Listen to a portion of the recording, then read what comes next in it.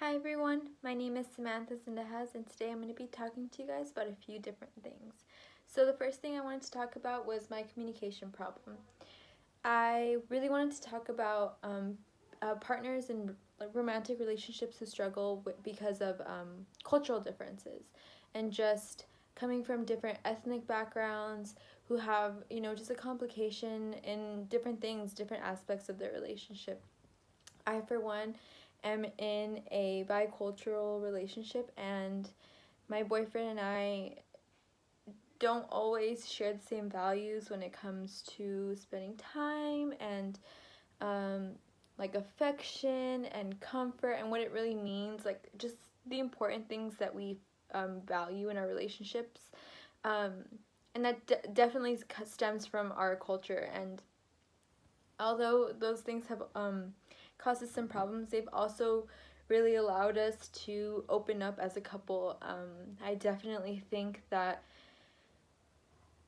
we are learning so much about different types of relationships and just what we come to as natural, in our relationships, and the things that we try for and the things that we want.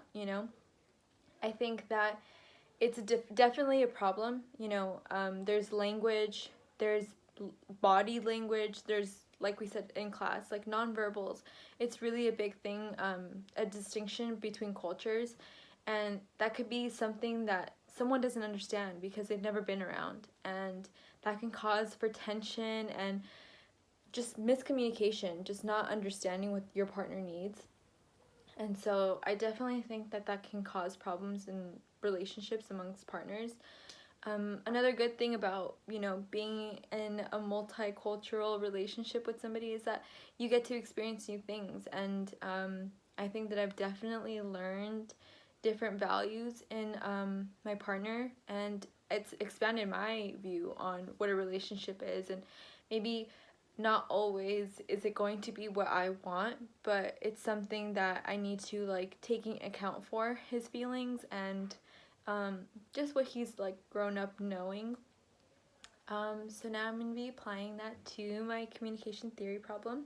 So my theory was the relational dialects theory, and I thought that that example was really helpful, I guess, just because when I was thinking about this theory, I was thinking, well, when two people have this, problem with like not understanding, I just felt that, you know, for me in my personal experiences, that is something that I've seen in my life, and I think that it's a great way to show people it's not just a cultural thing, just any difference that we have with people, whether it be like where we live in the world.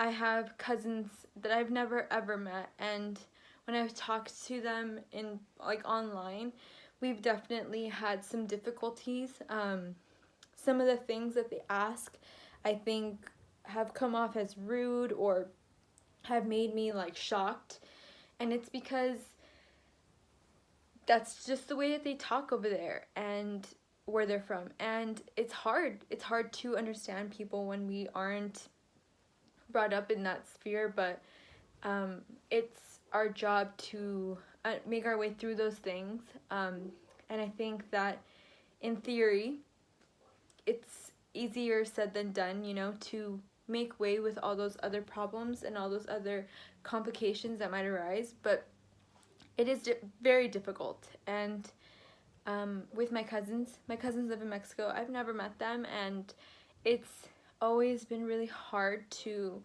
talk to them. And when I hear about the things that they are interested in and the things that they like, it's caused me to like avoid contact. And um, I've always, I think, I've always been shown to them that I value materialistic things, and that's not true.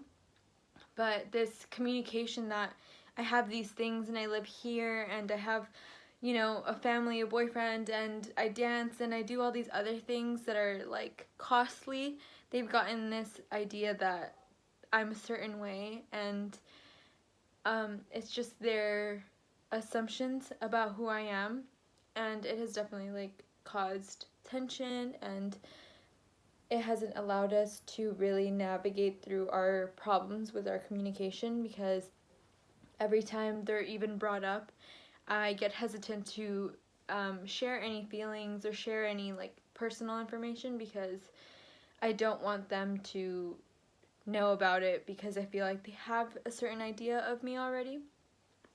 And those are definitely problems that aren't healthy. You know, you have to work through those things. You have to push through those things in order to get someone to really understand you. And I think with this theory, I think a lot of us go through that with people who we just feel don't have, this a similar language, similar experiences, and it causes us to, be a certain way, and we don't want to look that way and say, oh, well, that is what that is, and I'm not like that, but I have to try to understand that and to work with that because I want to. And that's why I thought it was really easy to compare to relationships, like with your partners, romantic ones, because you want to be with this person romantically, and it's hard to be upset, and it's hard to be upset and then to be happy. So you have to work through those tensions, or else I think a lot of the time that's why people break up. They think that of the amount of not similarities that they have really caused them to feel that they can't be together, you know? And I think that it's wrong, because we just need to work really hard to get somewhere, you know? Not that you have to let go of your values to please somebody and to keep somebody, but just for yourself to like understand what that person values. You don't have to accept it, and you don't have to throw everything you feel out of the window, but like just to understand that person, that's how that person was raised, that's how that person was taught to speak, what they were taught to value, what they were taught to appreciate. And those are all really interesting things that I think that we see in our lives daily. And yeah, so that's my presentation on relational dialects theory.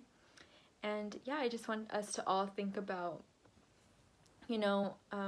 family, friends, lovers that we might not share our same backgrounds with, but that we consciously make an effort to appreciate, understand, and value.